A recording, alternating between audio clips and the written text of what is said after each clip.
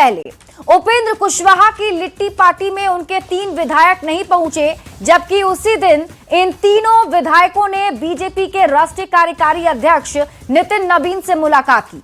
सवाल है, क्या सच में उपेंद्र कुशवाहा की पार्टी में नाराजगी की खबर सच है? सबसे पहले आप रिपोर्ट देखिए, फिर खबर तो समझिए।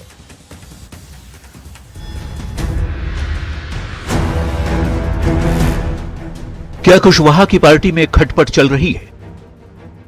ऐसा सवाल क्यों उठ रहा है, वो इन दोनों तस्वीरों से समझ लीजिए। पहली तस्वीर में आरएलएम के 3 विधायक माधव आनंद, आलोक सिंह और रामेश्वर महतो बीजेपी के कार्यकारी राष्ट्रीय अध्यक्ष नितिन नबीन से मुलाकात कर रहे हैं, जबकि उसी दिन आरएलएम के अध्यक्ष उपेंद्र कुशवाहा लिट्टी पार्टी देते हैं, लेकिन पार्टी में तीनों विधायक नहीं पहुंचते हैं। विधायक के तौर पर सिर्फ कुशवाहा की पत्नी मौजूद रहती हैं। इसके बाद बिहार की राजनीति में ये कयासबाजी तेज हो गई कि क्या बेटे को मंत्री पद देने से नाराज हैं विधायक।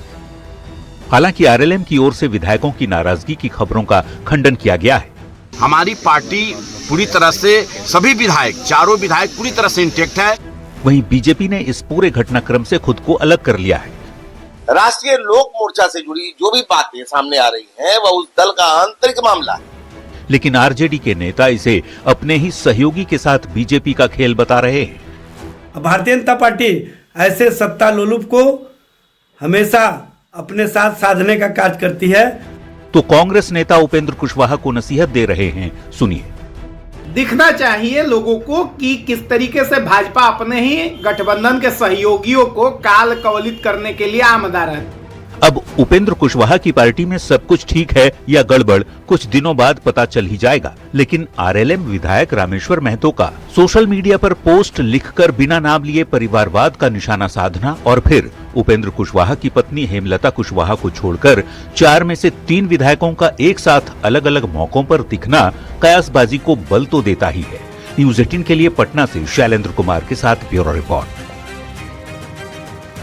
और अब आप खबर तो समझिए। सबसे बड़ा सवाल यही पूछा जा रहा है कि क्या उपेंद्र कुशवाहा की पार्टी में खटपट है।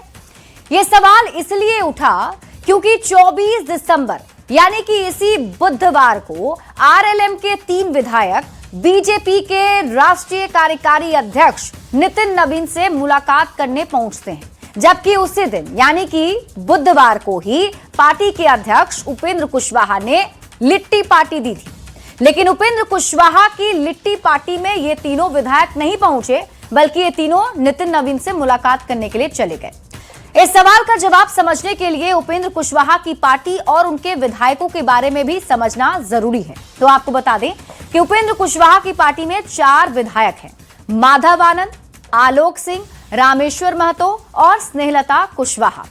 अब आप समझिए कुशवाहा की पार्टी में खटपट की बात क्यों कही जा रही है। तो आपको बता दें कि आरएलएम के जो 3 विधायक हैं, माधव आनंद, आलोक सिंह और रामेश्वर महतो, ये एक साथ दिखते हैं, जबकि उपेंद्र कुशवाहा की पत्नी और पार्टी की चौथी विधायक स्नेहलता कुशवाहा अलग अलग दिखती हैं।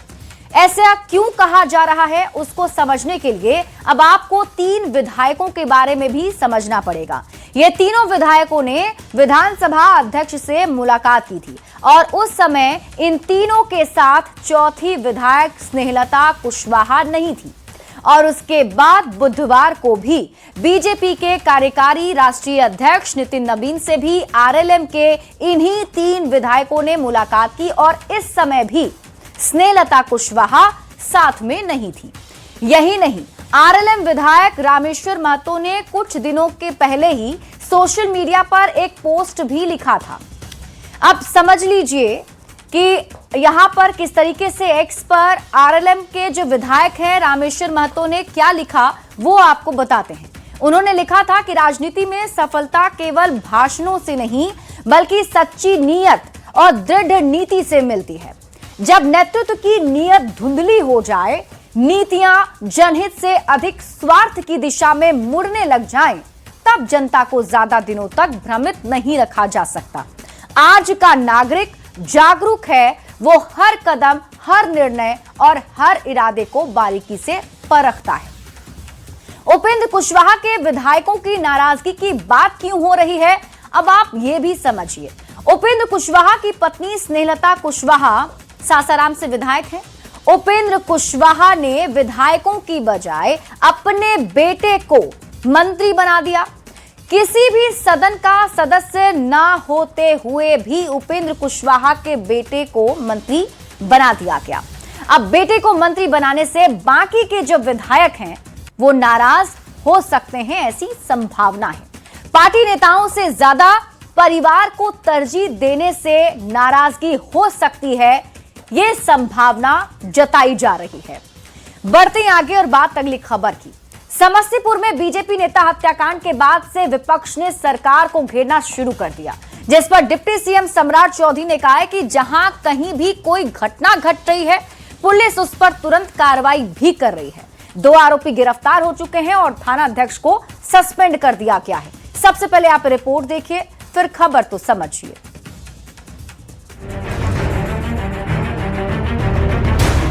समस्तीपुर में बीजेपी नेता रूपक सैनी हत्याकांड में पुलिस ने 2 आरोपियों को गिरफ्तार कर लिया है। वहीं लापरवाही पर कार्रवाई करते हुए एसपी ने खानपुर थाना अध्यक्ष को सस्पेंड कर दिया। जो थाना अध्यक्ष हैं उनके बारे में यहाँ से लोगों से बात हुई है और उनका सस्पेंशन का ऑर्डर हम लोग इशू कर रहे हैं। पुलिस के एक्शन के बावजूद रूपक सैनी हत्याकांड पर बिहार की सियासत गर्मा गई। विपक्ष ने सीधे सीधे डिप्टी सीएम और राज्य के गृह मंत्री सम्राट चौधरी से सवाल किया। जब ये भाजपा के नेता को सुरक्षा नहीं दे पा रहे हैं, उनकी सुरक्षा नहीं कर पा रहे हैं, तो बिहार की जनता की सुरक्षा क्या हो? विपक्ष के सवालों का जवाब देते हुए खुद सम्राट चौधरी सामने आए। सम्राट चौधरी ने कहा, जहां भी कोई घटना घट रही है, पुलिस तुरंत कार्रवाई भी कर रही है। 2 लोगों की गिरफ्तारी भी हुई, आपसी विवाद का मामला आया है और तत्काल जो है वहां के थाना प्रभारी को सस्पेंड भी किया गया। वहीं जेडीयू के नेता नीरज कुमार का कहना है कि पुलिस ने जिस तेजी से कार्रवाई की है, ऐसे में विपक्ष को कानून व्यवस्था पर सवाल खड़े करने का कोई हक नहीं। एसएचओ को सस्पेंड कर दिया गया है और गंभीरता से इस मामले की जांच कर रही है। फिलहाल पुलिस पूरे मामले की जांच में जुटी है। हत्या की वजह को तलाशा जा रहा है। बाकी बचे अपराधियों को पकड़ने की कोशिश हो रही है। साथ साथ सियासी सवाल जवाब भी जारी है। न्यूज 18 के लिए समस्तीपुर से मुकेश कुमार और पटना से शैलेंद्र कुमार के साथ ब्यूरो रिपोर्ट। और अब आप खबर तो समझिए। समस्तीपुर की हत्या पर सियासी सवाल क्यों पूछे जा रहे हैं, इसे समझिए। आपको बता दें कि सम्राट चौधरी बिहार के डिप्टी सीएम हैं और सम्राट चौधरी के पास अब बिहार में गृह विभाग का जिम्मा भी है। मतलब लॉ एंड ऑर्डर को भी सम्राट चौधरी ही देख रहे हैं और लॉ एंड ऑर्डर को लेकर सम्राट कई बार बोल भी चुके हैं। सम्राट चौधरी ने कई बार अपराधियों को सख्त संदेश भी दिया है। संदेश ये कि बिहार में अपराधियों के लिए कोई जगह नहीं है। जो अपराध करेगा वो किसी भी हालत में बचेगा नहीं। अब बीजेपी नेता की हत्या पर विपक्ष के नेता सवाल कर रहे हैं। विपक्ष का कहना है कि जब बीजेपी के नेता को ही सुरक्षित नहीं रख पा रहे हैं तो बिहार की जनता को कैसे सुरक्षित रखेंगे। अब आप खबर तो समझिए। विपक्ष के सवाल पर सम्राट चौधरी ने क्या जवाब दिया। सम्राट चौधरी ने कहा कि जहां कहीं भी बिहार में अपराध हो रहा है वहां तुरंत पुलिस कार्रवाई भी कर रही है। समस्तीपुर हत्याकांड में अब तक क्या कार्रवाई हुई है यह भी जल्दी से आपको बता देते हैं। देखिए, अब तक इस पूरे मामले में 2 आरोपी को गिरफ्तार किया जा चुका है और इसमें थानाध्यक्ष की लापरवाही देखने को मिली तो थानाध्यक्ष पर कार्रवाई करते हुए सस्पेंड कर दिया गया है। बढ़ते हैं आगे और बात अगली खबर की। पूर्व प्रधानमंत्री भारत रत्न अटल बिहारी वाजपेयी की 101वीं जयंती के अवसर पर पीएम नरेंद्र मोदी ने राष्ट्र प्रेरणा स्थल का उद्घाटन किया। लखनऊ में बनाए गए राष्ट्र प्रेरणा स्थल में डॉक्टर श्यामा प्रसाद मुखर्जी, पंडित दीनदयाल उपाध्याय और पूर्व पीएम अटल बिहारी वाजपेयी की प्रतिमाओं का पीएम मोदी ने अनावरण भी किया। सबसे पहले ये रिपोर्ट देखिए, फिर खबर तो समझिए।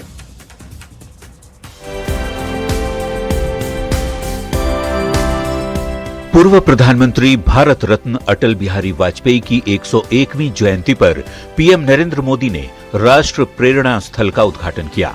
लखनऊ में बनाए गए राष्ट्र प्रेरणा स्थल में डॉक्टर श्यामा प्रसाद मुखर्जी, पंडित दीनदयाल उपाध्याय और पूर्व प्रधानमंत्री अटल बिहारी वाजपेयी की प्रतिमाओं का पीएम मोदी ने अनावरण भी किया।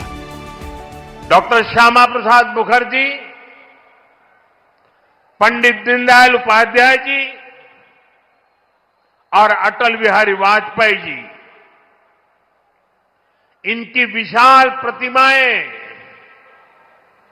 जितनी ऊंची है, इनसे मिलने वाली प्रेरणाएं उससे भी अधिक बुलंद है। लखनऊ में पीएम मोदी ने कांग्रेस एसपी पर बड़ा हमला बोला। उन्होंने कहा, पहले हर अच्छे काम को एक ही परिवार से जोड़ते थे, बीजेपी ने ये खत्म किया। पीएम मोदी ने अपने भाषण में कहा कि डॉक्टर श्यामा प्रसाद मुखर्जी, पंडित दीनदयाल उपाध्याय और पूर्व प्रधानमंत्री अटल बिहारी वाजपेयी के विचारों पर चलते हुए देश की सरकार बिना भेदभाव के काम कर रही है। सबको समान भाव से विकास योजनाओं का लाभ भी दिया जा रहा है। Bureau report, news 18। और अब आप राष्ट्रीय प्रेरणा स्थल को समझिए, ये कितना खास है, इसका उद्देश्य क्या है, सरकार ने इसे क्यों बनाया है। देखिए, राष्ट्रीय प्रेरणा स्थल कमल के आकार का बनाया गया है। राष्ट्रीय प्रेरणा स्थल करीब 65 एकड़ में बना है। राष्ट्रीय प्रेरणा स्थल पर 230 करोड़ की लागत आई है, मतलब इसे बनाने में 230 करोड़ खर्च किए गए हैं। राष्ट्रीय प्रेरणा स्थल पर 3 प्रतिमाएं भी लगाई गई हैं। किन किन की प्रतिमाएं हैं आपको बताते हैं। श्यामा प्रसाद मुखर्जी की प्रतिमा लगाई गई है, दीनदयाल उपाध्याय की प्रतिमा है और पूर्व प्रधानमंत्री अटल बिहारी वाजपेयी की प्रतिमा है, जिसका अनावरण आज पीएम मोदी ने खुद किया है। कांस्य की ये तीनों प्रतिमाएं 65 फीट ऊंची बताई जा रही है, मतलब इसकी जो ऊंचाई है वो 65 फीट है। राष्ट्र पुरुषों के जीवन पर आधुनिक यहाँ संग्रहालय भी बनाए गए हैं, म्यूजियम भी बनाया गया है, जिसमें 2 लाख क्षमता वाला रैली स्थल और मंच भी बनाया गया है। राष्ट्रीय प्रेरणा स्थल की खासियत क्या है, अब आप इसे समझिए। 98,000 वर्ग फीट एरिया में यह म्यूजियम फैला हुआ है। 2 मंजिला, 5 गैलरी और 5 कोर्टयार्ड इसमें शामिल हैं। अब आपको बताते हैं कि एक एक गैलरी में क्या है। पहली गैलरी में ओरिएंटेशन रूम, पहली गैलरी में वीडियो और ऑडियो विजुअल की सुविधा दी गई है। उसके बाद जो दूसरी गैलरी बनाई गई है, दूसरी गैलरी में भारतीय जनसंघ की विकास यात्रा को दिखाया गया है, किस तरीके से ये पूरी यात्रा रही है। तीसरी जो गैलरी बनाई गई है उसमें डॉक्टर श्यामा प्रसाद मुखर्जी को यह समर्पित गैलरी है, उनके बारे में पूरी जानकारी यहां दी गई है। चौथी गैलरी पंडित दीनदयाल उपाध्याय को समर्पित है, उनके बारे में, उनकी जीवनी के बारे में पूरी जानकारी यहां है। और 5वीं गैलरी अटल बिहारी वाजपेयी को समर्पित बनाई गई है, जिसमें अटल बिहारी वाजपेयी जी की जो राजनीतिक सफर रही है, उनका पूरा जीवन रहा है, उसके बारे में जानकारी है। बढ़ते हैं आगे और बात अगली खबर की। पूर्णिया में 100 से अधिक लोगों ने ईसाई धर्म से हिंदू धर्म में घर वापसी कर ली। क्या है पूरा मामला, सबसे पहले आपको ये रिपोर्ट दिखाते हैं, फिर खबर समझाएंगे। पूर्णिया के बनमनखी में यह जो आप नजारा देख रहे हैं, यह कोई साधारण पूजा पाठ नहीं है, बल्कि हिंदू धर्म को छोड़कर जो लोग ईसाई बन गए थे, उन लोगों ने घर वापसी की है। विश्व हिंदू परिषद और बजरंग दल की तरफ से बनमनखी में घर वापसी कार्यक्रम आयोजित किया गया, जिसमें बायखी प्रखंड के साथ साथ पूर्णिया के कई गांव के 1 से अधिक परिवार ने एक बार फिर हिंदू धर्म में वापसी की। हम लोग यहाँ अभी सब लगभग संख्या 100 की संख्या रही है। क्या ये लोग पूर्व में धर्म परिवर्तन कर चुके हैं क्या? हाँ, पूर्व में जो है या चर्चों में गए, ईसाई हुए, इनको जब लगा तो अपने स्वतः मूल धर्म में वापस आए। कहाँ के रहने वाले? हाँ, ये धर्म परिवर्तन कराना ये जघन्य अपराध है, यह हिंदू समाज कतई से बर्दाश्त नहीं करेगा। पुनः इनकी वापसी हुई है, क्या कहेंगे इस पर? नहीं, ये तो अपने धर्मों में आए हैं, वापसी का क्या विषय है? हिंदू थे, हिंदू हैं, इनको लोग बहला फसला कर ले गया, इनको लगा हमारा ही धर्मनिष्ठ है, इसलिए वापस आए। पूर्णिया में 100 से अधिक परिवारों ने क्रिसमस के मौके पर ईसाई धर्म छोड़कर सनातन धर्म में वापसी कर ली। फिर से सनातन धर्म अपनाकर इन लोगों ने बड़ा संदेश दिया है। न्यूज़ 18 के लिए पूर्णिया से कुमार प्रमीण की रिपोर्ट। और अब आप खबर तो समझिए। पूर्णिया का बनमनखी घर वापसी कार्यक्रम, जिसमें 100 से अधिक लोग ईसाई धर्म को छोड़कर अपने धर्म यानी कि हिंदू धर्म में वापस लौट आए हैं। घर वापसी का मतलब क्या है, अब आप इसे समझिए। देखिए, गैर हिंदुओं को हिंदू धर्म में वापस लाया जाता है और इसमें अपनी मर्जी से, यानी कि लोग अपनी मर्जी से हिंदू धर्म में वापसी करते हैं। इसके साथ ही जो हिंदू धर्म छोड़कर गए थे वो फिर से हिंदू धर्म में लौट आते हैं। हिंदू संगठन अपने पैतृक धर्म में लौटने के रूप में इसे देखता है, जिसे घर वापसी कहते हैं। घर वापसी करने वालों ने क्या कहा, अब आपको ये बताते हैं। उन लोगों का कहना है कि उन लोगों को गुमराह किया गया था। वो ये भी बताते हैं कि पादरी ने लालच देकर ईसाई धर्म में उन्हें कन्वर्ट कराया था। इसके साथ ही वो ये भी बताते हैं कि पूजा पाठ से उन्हें मना किया गया तो स्वेच्छा से उन्होंने अपनी घर वापसी कर ली। घर वापसी का संदेश क्या है, अब आप इसे समझिए। देखिए, सीमांचल, बिहार का जो सीमांचल इलाका है, वहां धर्मांतरण के मामले अक्सर सामने आते हैं। गरीब लोगों को प्रलोभन दिया जाता है, प्रलोभन देकर उनका धर्म परिवर्तन करा दिया जाता है, जबकि संविधान में लोभ, धमकी, इन चीजों के द्वारा धर्मांतरण कराना अपराध माना गया है। घर वापसी पर वीएचपी और बजरंग दल ने क्या कहा, अब आप ये भी जान लीजिए। उनका कहना है कि यह प्रयास समाज के लिए प्रेरणा बनेगा, धर्म की स्वतंत्रता को सशक्त बनाता है और ये संदेश लोगों के बीच में जाएगा। बढ़ते हैं आगे और बात अगली खबर की। झारखंड में एलिफेंट कॉरिडोर के तहत आने वाले जिलों में हाथियों की चहलकदमी से कोहराम मच गया है। चाईबासा में हाथी घूमते हुए रेलवे ट्रैक के पास पहुंच गए हैं, जिसके बाद 18 ट्रेन को कैंसिल कर दिया गया है। रामगढ़ में भी हाथियों का उत्पात जारी है और हाथियों के एनएच के पास पहुंचने पर ट्रैफिक पर भी असर पड़ रहा है।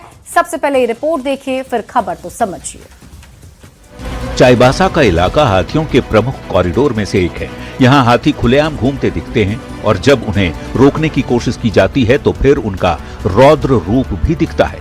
चक्रधरपुर रेल मंडल के सीनियर डीसीएम की माने तो अभी इलाके में हाथियों का मूवमेंट हो रहा है, जिसे देखते हुए 28 दिसंबर तक 18 मेमू और पैसेंजर ट्रेनों को रद्द कर दिया गया है। हाथी का मूवमेंट ट्रैक के पास होता है तो फॉरेस्ट डिपार्टमेंट हमें इन्फॉर्म करता है, गाड़ियों को रोक दी जाती है।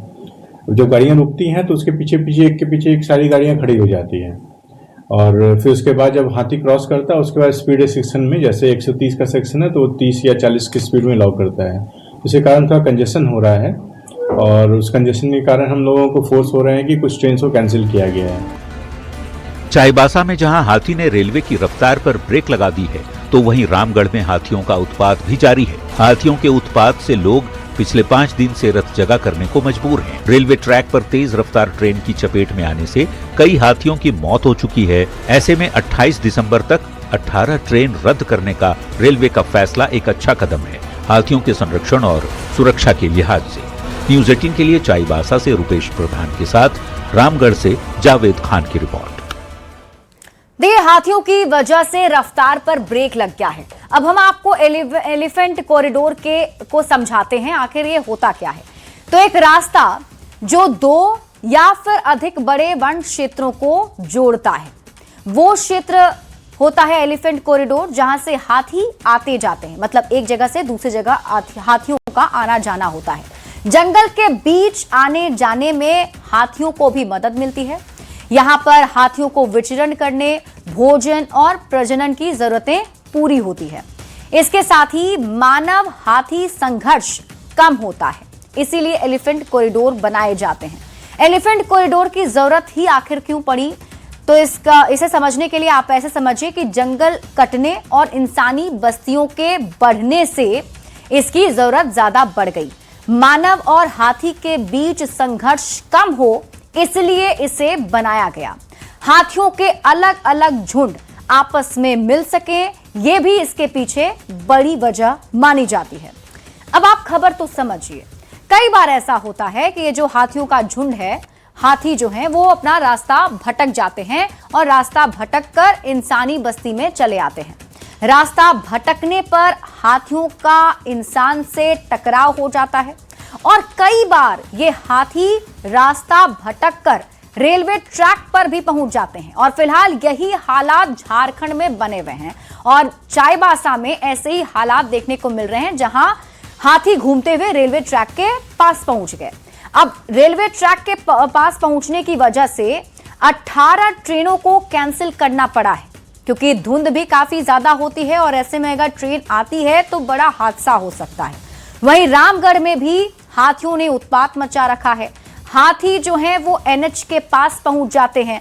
अब ऐसे में जब हाथी एनएच पर पहुंचते हैं तो गाड़ियों की जो आवाजाही है, जो रफ्तार है, वो रुक जाती है और ट्रैफिक व्यवस्था पर बड़ा असर देखने को मिलता है। यही वजह है कि हाथियों के लिए बड़े फैसले अभी लिए गए हैं और 18 ट्रेनों को रद्द किया गया है। इसी के साथ इस बुलेटिन में अभी के लिए बस इतना ही। आप देखते रहिए न्यूज़ 18 बिहार झारखंड।